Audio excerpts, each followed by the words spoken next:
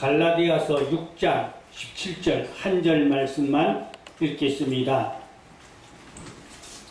갈라디아서 6장 17절. 이 후로는 누구든지 나를 괴롭게 하지 말라. 내가 내 몸에 예수의 흔적을 지니고 있노라. 아멘. 할렐루야. 영혼권 선교방송에 오신 모든 분들을 주님의 이름으로 환영하고 축복합니다. 아멘. 저는 여주 내륙감리교회 권오준 원로 목사입니다. 오늘 갈라디아 6장 17절 말씀 읽었는데요. 이 말씀을 통해서 예수 그리스도의 흔적을 가진 종이라는 이러한 제목으로 함께 은혜를 나누려고 합니다. 바울은 자기 몸에 예수의 흔적을 가졌다고 했습니다. 그럼 이 흔적이 무엇일까요?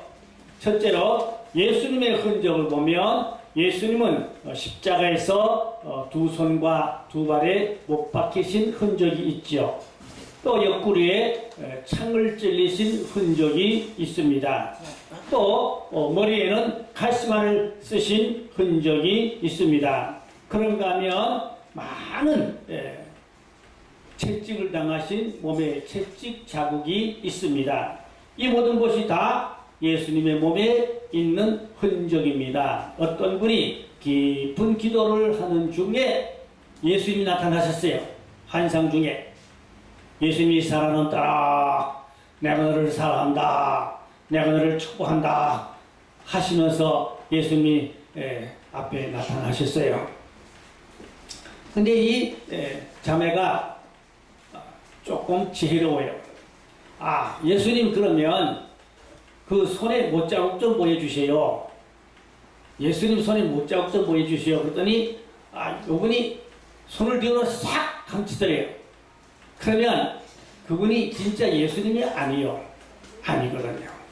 마귀가 광명의 천사로 예수님을 가정하고 나타났던 것입니다. 예수님은 반드시 손에 못자국이 있지요. 근데 이 가짜 예수, 마귀는 손에 못자국이 없기 때문에 예수님 못자국 보여주시니까 손을 뒤로 싹 감춰버렸던 것입니다.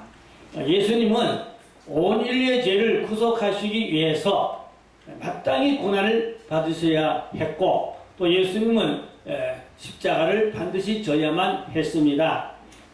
예수님을 그러나 괴롭힌 자들, 예수님을 대적하거나 십자가에 못 박는데 앞잡이노를 했던 사람들은 반드시 심판을 받게 됩니다. 그래서 악한 자는 악하게 쓰임받고 지옥에 갑니다. 그런가 하면 선한 자는 또 의롭게 선하게 쓰임받고 또 구원을 받게 됩니다. 사도 바울은 몸에 예수님의 흔적을 가졌다고 했어요. 그러면 이 사도 바울의 몸에 있는 예수님의 흔적이 무엇일까요? 사도 바울은 복음을 전한다는 그 죄 때문에 핍박을 많이 받았는데 돌에 맞은 흔적이 있습니다. 어떤 때는 돌에 너무 많이 맞아서 그만 기절해 죽어버려서 사람들이 쓰레기장에 갖다 내버렸어요. 그랬더니 개들이 피를 빨아먹고 있었어요. 죽은 시체라고. 근데 제자들이 둘러서서 찬송하며 기도할 때 바울이 일어났습니다. 하나님의 놀라운 능력과 기적이었죠. 그러면 바울의 몸에 돌로 매맞은 흔적이 얼마나 많겠어요? 그런가 하면 40에 하나감한 태장으로 5번이나 맞았다고 했습니다. 유대인들은 40대를 때리지 못하도록 법을 정했습니다. 4자는 고난이라는 숫자죠. 이 고난의 수기 때문에 유대인들이 40대를 만약에 때린다면 그 사람을 죽게 만든 것이다. 그래서 그래도 매를 때리되 약간의 자비를 남겨두어서 40대는 때리지 말라. 그런 금령의 법이 있습니다. 때문에 유대인들이 사람을 때릴 때 아주 교묘하게 하나, 둘, 39 하면 딱 수도파를 버립니다. 40대를 때리면 법에 때린 사람이 오히려 전촉을 당하니까 딱 39대만 때리고 그만 때리는 거예요. 그래서 바울이 40에 하나 감한 퇴장으로 5번이나 맞았다. 얼마나 무서운 일인지 모릅니다. 예. 다메섹 도상에서 또 바울은 주님을 만날 때 강명의 밝은 빛을 보고 눈이 어두워졌어요.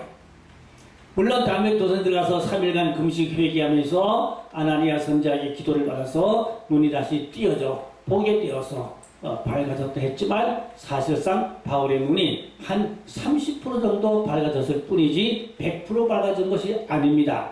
그래서 바울은 평생 눈에 핏줄이 있거나 혹은 눈꺼비가 생기거나 그런가 하면 시력이 아주 나빠서 이 성경을 쓸 때에도 자필로 쓰기보다는 드디어가 대필해서 대신 쓴 것을 볼 수가 있습니다. 이 보면 바울의 시력이 아주 안 좋은데 그것은 다메섹 도상에서 예수를 만날 때 얼마나 강한 빛을 받았는지 눈이 싹 망가진 겁니다. 하나님의 능력으로 회복했지만 거의 다 회복한 것이 아니고 일부분 희미하게 보이도록만 회복이 된 것입니다. 그래서 이 바울에게 예수님의 흔적은 바로 주님을 위해서 핍박받고 고난받은 흔적이라는 것을 알게 됩니다. 주님을 위해서 목숨을 아끼지 않고 또 전도하고 수고한 종을 주님은 극진히 사랑하시고 아끼시는 것입니다. 그러므로 주님의 사랑받는 종을 대적하거나 괴롭히면은 그 사람에게는 화가 있게 되는 것입니다. 하나님의 영권에 도전하는 자가 되기 때문에 화를 받게 됩니다. 성경에 보면 모세가 광야에서 구수여인을 취했다 그랬습니다. 이로 인하여 모세의 누이 미리암이 얼마나 모세를 꾸짖고 책망하고 잘못했다고 괴롭혔던 것입니다. 물론 모세가 구수여인을 취한 데는 영적 의미가 많이 있지만 이 시간에 거기에 대한 부분은 제가 말씀드리지 않겠고 일단 모세의 누이 미리암이 누굽니까? 모세가 나일강변에 갈 때 상자를 타고 떠내려갈 때 따라가면서 그걸 살펴보았고 또 바로의 공주 딸에게 모세의 어머니를 데려다 전복도록 공로를 세웠습니다. 그러니까 미리암은 모세보다 먼저 낳고 또 모세의 육신의 생명을 건져내는데 공헌을 한 그러한 훌륭한 누이인 것입니다. 가정적으로 보면 역시 미리암은 모세보다 한 단계 위에서 먼저 난 사람이고 모세의 생명의 은인이 되기도 했습니다. 그렇다면 미리암이 사실상 모세에게 꾸짖고 책망할 만한 자격이 있을 수도 있습니다. 그러나 하나님 편에서 보면은 모세가 더 큰 지도자고 모세가 영권이 있고 하나님 편에서 보면 사실은 미리암은 모세보다 한참 못한 저 밑에 사람이라는 것을 알아야 됩니다. 그런데 미리암은 육신적인 인간적인 권위만 생각하고 모세를 괴롭혔던 것입니다. 일어나야 하나님은 누구의 손을 들어주셨습니까? 하나님은 모세의 손을 들어주시고 오히려 미리암에게는 문둥병이 걸리게 하여서 성 밖에 쫓겨나가서 거기서 혼자 벌을 받고 살아야만 했던 것입니다. 그래도 모세는 자기 누이니까 하나님 앞에 기도를 간절히 올렸더니 하나님께서 미리암의 그 문둥병을 고쳐주셔서 다시 돌아오게 하였습니다. 그 다음에 미리암이 성 밖에 쫓겨나가 문둥병이 걸려서 어떻게 있었겠습니까? 하나님 앞에 통곡하며 회개했을 것입니다. 하나님, 제가 다 잘못했습니다. 철저하게 회개하는 기도를 드렸고 자기의 육체적인 모세의 누이라는 생명에 앞선 그러한 은인이라는 그러한 모든 권위와 자기 자격을 다 내려놓고 하나님 앞에 항복하고 통곡하며 회개했기 때문에 하나님께서 모세의 기도를 또 들어주시고 고쳐 살려주신 줄로 믿습니다. 엘리사를 조롱한 아이들이 성경에 보면 나오지요. 엘리사가 아마 대머리가 많이 넘어갔던 것 같습니다. 아이들이 42명인데 대머리요 하나님의 사자 엘리사를 조롱했던 것입니다. 근데 여기서 말하는 이 아이는 원어에 보면은 청년들입니다. 철없는 아이들이 아니고 어린아이가 아니고 청년들을 아이로 성경에 그렇게 번역이 되어 있습니다. 청년이면 알 만큼 아는 사람들입니다. 잘할 만큼 잘한 사람들입니다.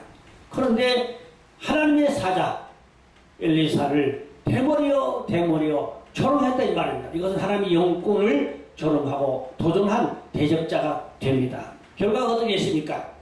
숲속에서 암곰 2마리 나와서 이 42명의 청년들을 다 갈기갈기 잡아 찢어 죽였습니다.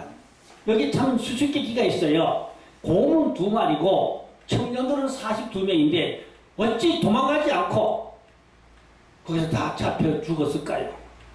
곰이 한 마리가 21명을 찢어 죽였다고 본다면 21명을 찢어 죽일 시간이 필요하잖아요. 그러면 다른 청년들은 도망가면 괜찮지 않겠습니까? 근데 도망을 못 갔어요. 다 잡혀 찢겨 죽었어요. 그러면 하나님이 도망가지 못하도록 발이 땅에 딱 붙어가지고 도망가지 못하게 했기 때문에 곰이 다 잡아 찢어 죽일 때까지 꼼짝 못하고 거기 발이 붙어가 서 있었단 말이에요. 그러니까 찢겨 죽었지요. 그렇다면 하나님의 쓰시는 종들을 이렇게 괴롭히고 대적하고 조롱하면 화를 당한다.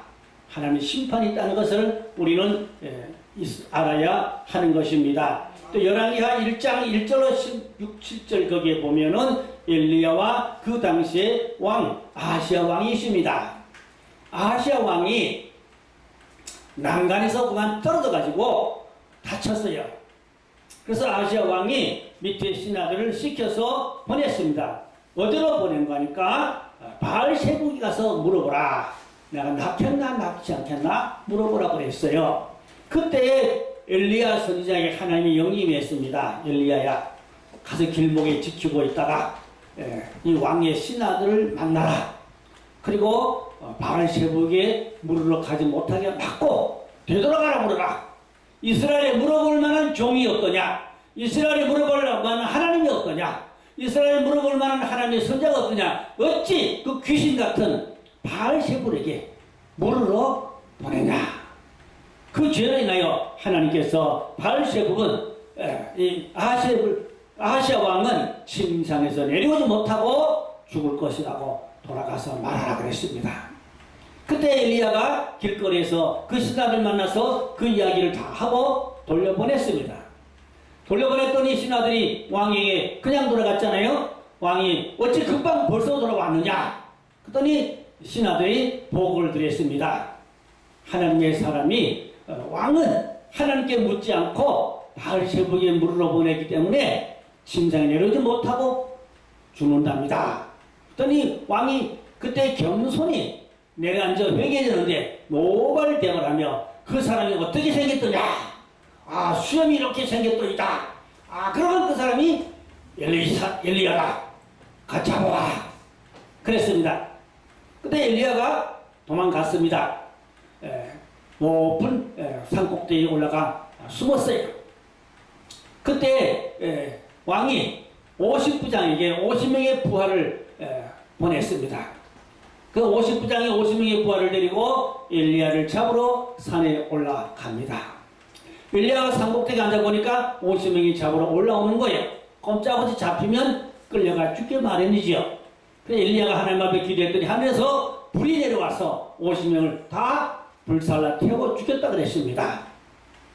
그러면 아하시야 왕이 내가 잘못했구나 돌이키고 회개해질 건데 마음이 바로왕처럼 더 강파하고 더 완악해져 가지고 다시 50부장에게 50명을 또 보냈습니다. 같이 잡아오라고. 그래서 두 번째도 동일하게 50부장과 50명이 또 엘리야를 잡으러 산의 중턱에 거기 올라갈 무렵에 하늘에서 불이 내려와서 또 50명과 50부장이 다 불태워 죽었습니다. 그때 아하시야 왕이 더욱더 마음이 강팍해져 가지고 세 번째로 다시 50부장에게 50명을 또 보냈습니다. 근데 50부장이 가만히 생각하니까 100명이 이미 죽었잖아요. 자기도 올라가면 죽을 게 뻔하단 말이죠. 올라가면 우리는 죽을 목숨이란 말이죠. 엘리야를 감히 체포할 수가 없단 말이죠. 그러니까 이 세 번째 50부장은 지혜를 짜서 어떻게 했습니까? 엘리야여, 엘리야여, 우리를 살려주셔서, 우리 명령, 왕의 명을 받고 왔나이다. 살려주셔서, 살려주셔서, 하늘에서 불 내려와 우리를 다 죽지 않도록 살려주셔서 빌었어요. 오히려 살려달라고. 그랬더니 엘리야가 마음이 좀 두려운 마음도 가라앉고 분노한 모욕의 마음이 가라앉아서 불 내리지 않고 그들이 다 죽지 않도록 했습니다. 하나님께서 엘리야에게 가라, 내려가라, 왕에게 직접 가서 말하라. 여기서 우리가 배울 점이 뭡니까?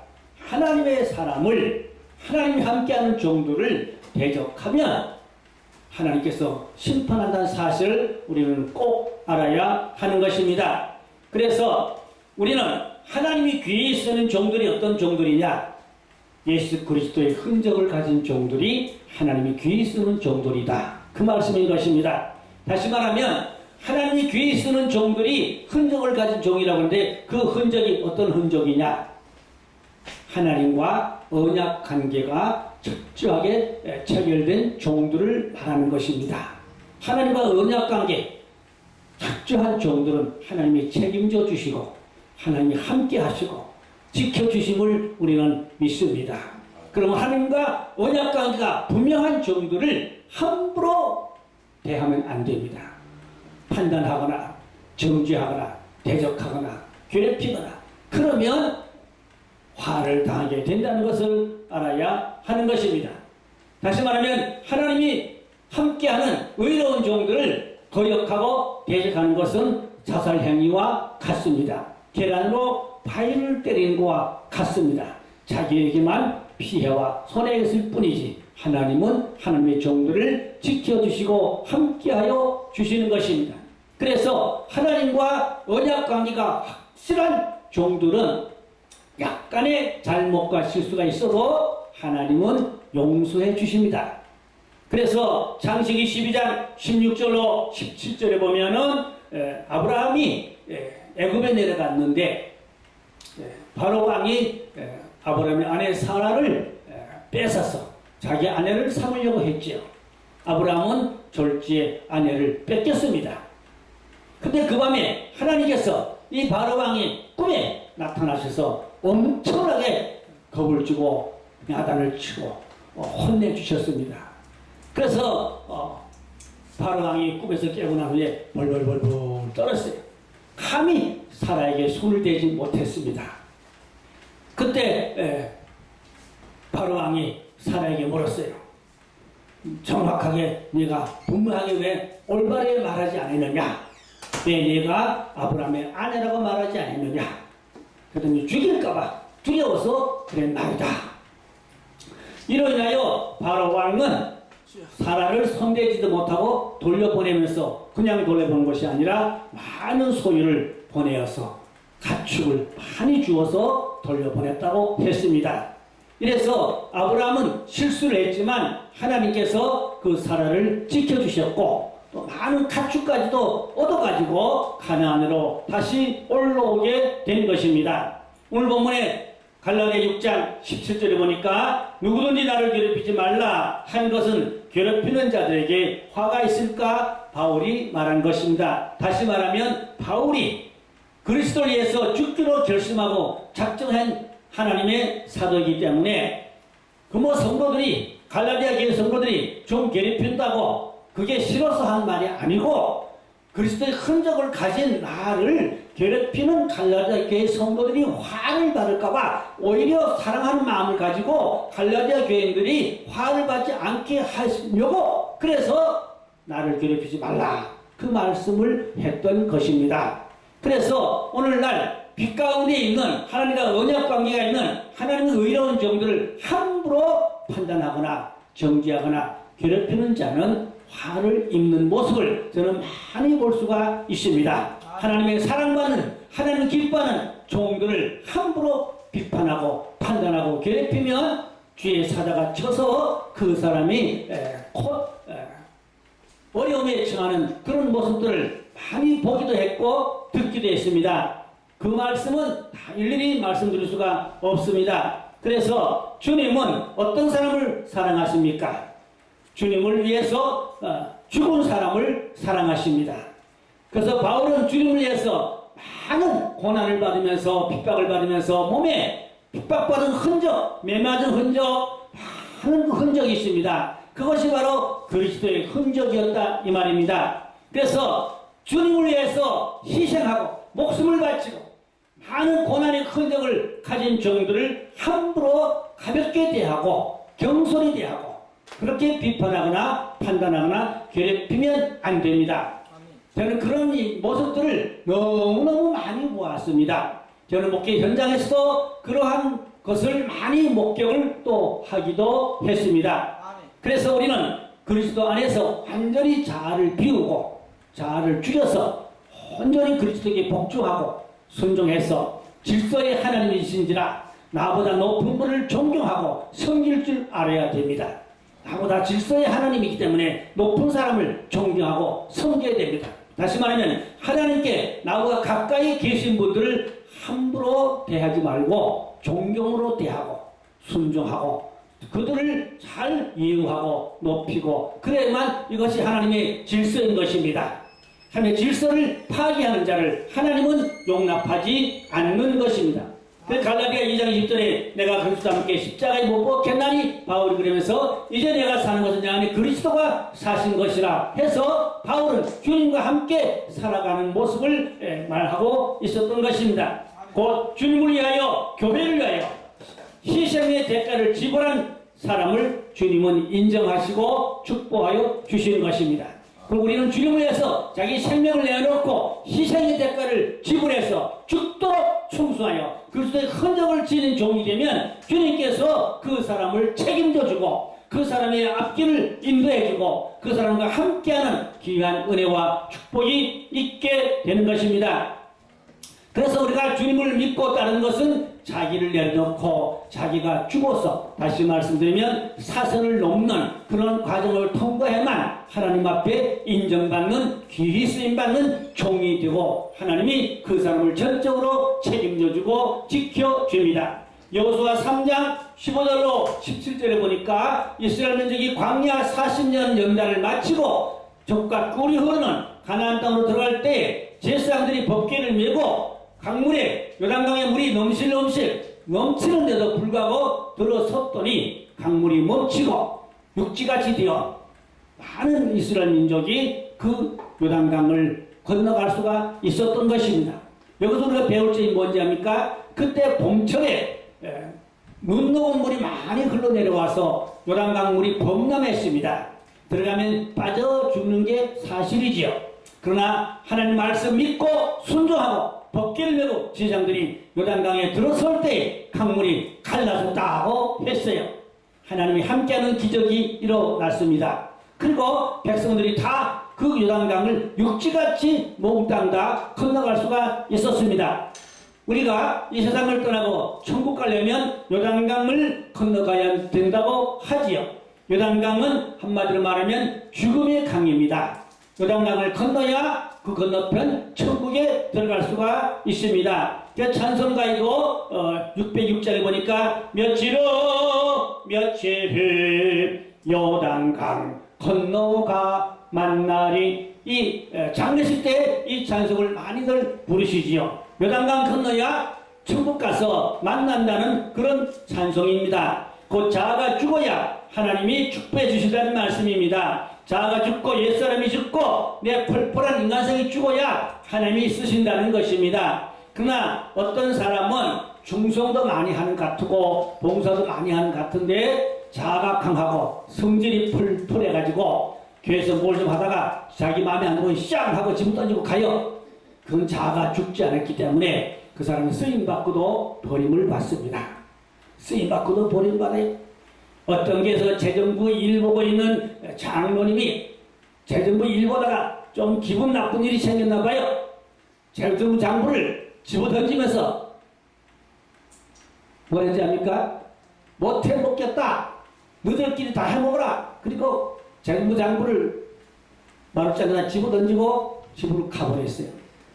그렇게 자아가 펄펄하고 그렇게 인간성이 고약하면 쓰임받아도 하나님의 축복을 받지를 못하는 것입니다.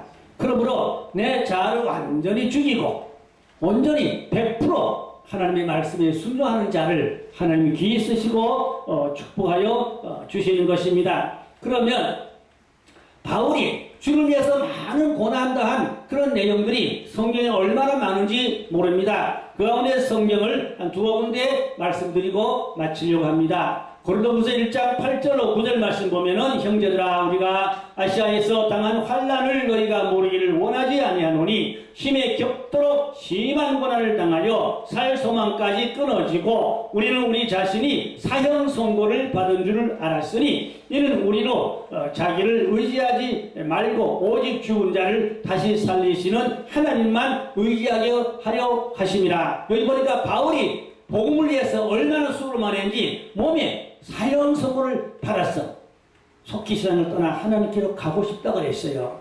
얼마나 육체가 괴로웠으면. 그러나 복음을 위하여 많은 영혼을 위해서 더 살아서 복음을 전해드리겠다고 바울이 말한 것을 볼 수가 있습니다. 또 고린도후서 11장 24절에 25절에 보면은 유대인들에게 40에 하나 감만매를 5번 맞았으며 5번 맞았다는 것은 195대나 맞았다는 것입니다. 얼마나 무서운 이 살인매입니다.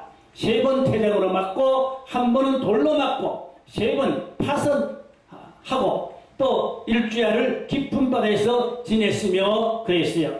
21절 내려보니까 여러 번 여행하면서 강의 위험과 강도의 위험과 동족의 위험과 이방인의 위험과 신의 위험과 강야의 위험과 바다의 위험과 거짓 형제의 위험을 당하고 또 수고하며 애쓰고 여러 번 자지 못하고 줄이며 목마르고 여러 번 굶고 춥고 헐벗었노라. 이 보면 바울이 주님을 위해서 많은 대가를 지불하고 고난의 그러한 길을 걸으며 복음을 전했습니다. 바울의 몸에는 예수님의 흔적을 가지고 있었습니다. 다시 말하면 주를 위해서 사선을 넘은 그러한 종이었습니다. 오늘날도 주를 위해서 언약 관계가 분명하고 사선을 넘는 희생과 헌신으로 주를 위해서 충성하는 종들을 함부로 대하지 말고 그런 종들을 존경하고 또 잘 따르고 순종하고 섬겨야만 하나님 기뻐하시고 축복해 주실 줄로 믿습니다. 그래서 이제 제가 많은 경험을 보면은 불신자와 믿는 자하고 부대뜨리면은 인간적으로는 불신자가 이기는 것 같지만 영적으로는 오히려 불신자 영혼이 죽습니다. 그런가 하면 또 성도와 목사님과 부닥뜨리면 인간적으로 보면 성도가 이기는 것 같지만 성도의 영혼이 죽습니다. 그렇기 때문에 영권이 강한 자와 약한 자가 부닥뜨리면 하나님은 영권이 강한 자 편에서 지켜주십니다. 그렇기 때문에 영권이 약한 자는 강한 자를 함부로 대하지 말아요. 그러면 피해를 봅니다. 손해를 당합니다. 저는 그런 모습을 너무 많이 보아서 이 시간에 그런 이야기는 할 수가 없습니다. 아버지로 지혜 있는 자가 되고 우리 그리스도의 흔적을 가지고 희생과 헌신으로 주를 섬기고 끝까지 십자가를 지고 주를 따르는 자가 되어서 마지막 날 주님 앞에 설 때 잘했다 칭찬받고 영생에 이르는 그런 하나님의 귀한 이기는 종들이 되기를 주의 이름으로 축원합니다. 기도합니다. 할렐루야. 하나님 아버지 감사합니다. 사도 바울은 몸에 매맞고 고난당한 많은 그리스도의 흔적을 지니고 있었다고 했습니다. 그러므로 바울을 괴롭힌 자들은 화를 입었고 바울을 섬기고 바울 선교에 동참하여 함께한 종들은 복을 받았습니다.